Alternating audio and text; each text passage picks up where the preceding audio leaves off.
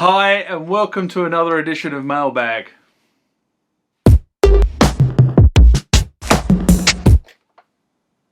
Okay, this is Mailbag, common feature of the channel. It's where I attempt to answer questions that you guys have left on the channel, or if I can't answer them, I have a good go at answering them, or I throw them out to the wider Tubi community to try and answer on behalf of somebody who's raised the question.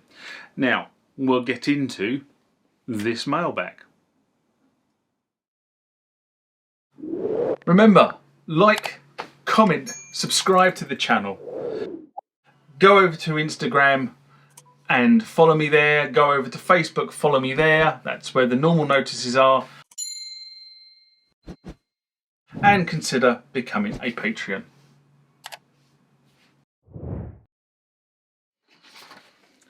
This question comes from Michael Pierce. In response to the Behringer LinnDrum is announced, an SMR I did in June 2021.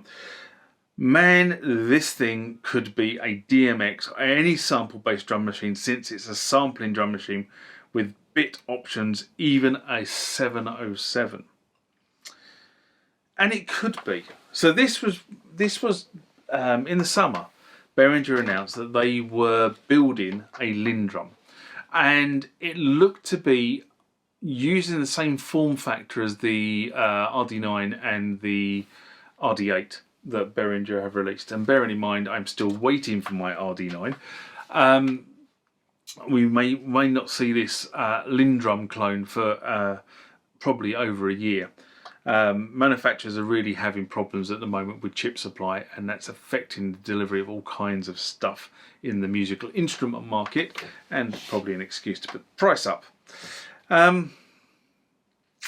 So there have been other snippets of information that's come from Behringer about the underlying architecture of these machines, which is based on an architecture which is based on ARM chips, which actually, funny enough, just a little bit of a computer lesson here, ARM chips are actually the grown-up company that actually developed the BBC Model B in the UK. And you've probably got in your mobile device an ARM chip as well. But ARM is the technology base that Behringer have used for these machines. And it appears to be a much more versatile and powerful version of what Roland have been using and calling ACB in the boutique and ARIA ranges. What I know is that they are saying it's a sampling drum machine, but it's not clear whether the core Linn sound will be on the machine as standard. I know that the reason that a lot of groups like this drum machine was because you could go and get sample kits.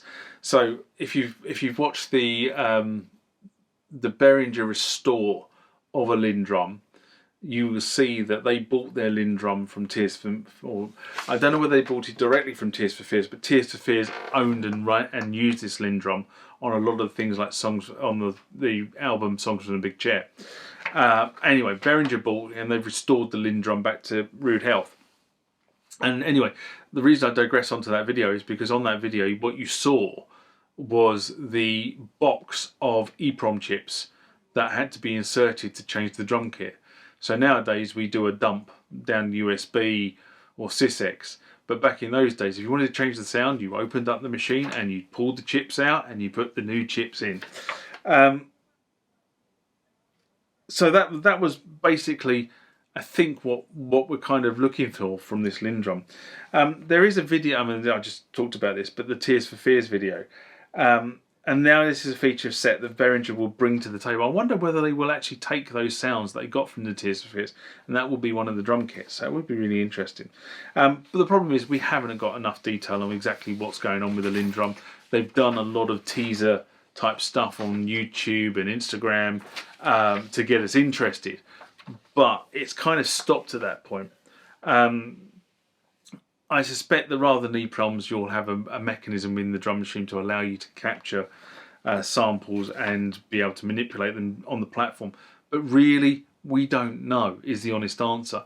There is a screen that looks like some sort of sample screen in the videos and the photos that have been released, but we've seen very little else on this platform since Tears for Fears since that Tears for Fears stuff came out and the teaser stuff on Instagram.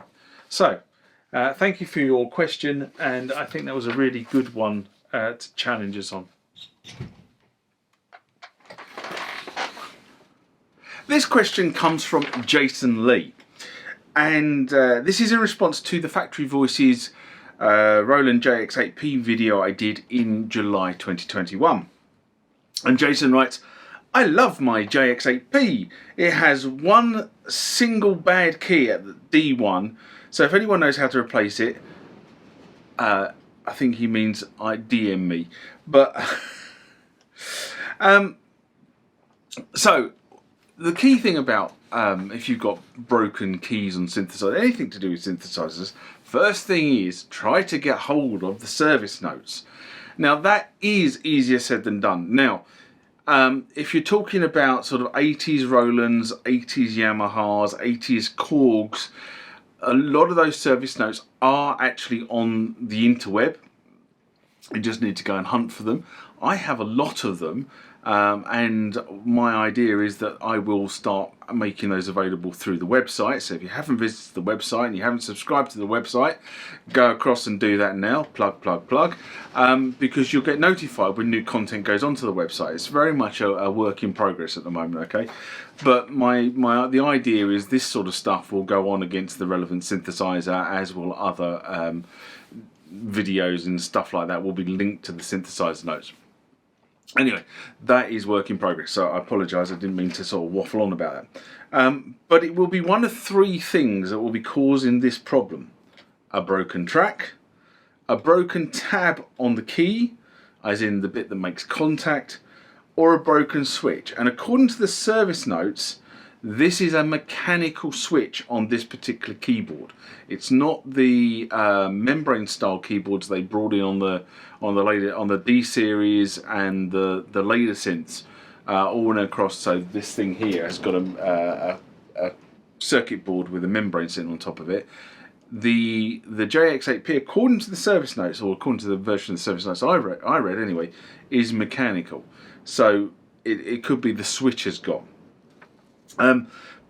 Unfortunately, in all three cases, you're going to have to strip the keyboard down because there's no easy way to get to it without doing so. So you need to strip the keyboard down, you need to remove the keyboard, and with number two, it just may be a case of just getting hold of a new key and replacing it. They do float around on the internet. There are people selling them. I believe there is actually somebody still making keys. So, but many of the keys are actually, if you like, interchangeable between boards. So certain keys for certain boards are interchangeable, and that's the reason why there's a lot of them floating around still. That's if it's just number two of a broken tab on the key.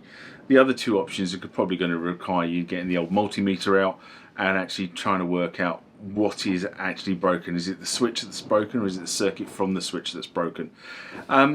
What I'd like to say is this is an easy thing to find. It's never easy diagnosing these problems. I've got on this one, this is my project on the go at the moment, is to fix that particular key. Now I'm hoping that is just the spring has become detached inside to fix that, but until I open this keyboard up, I don't know. So hopefully that's given you some direction on how to fix your JX-8P.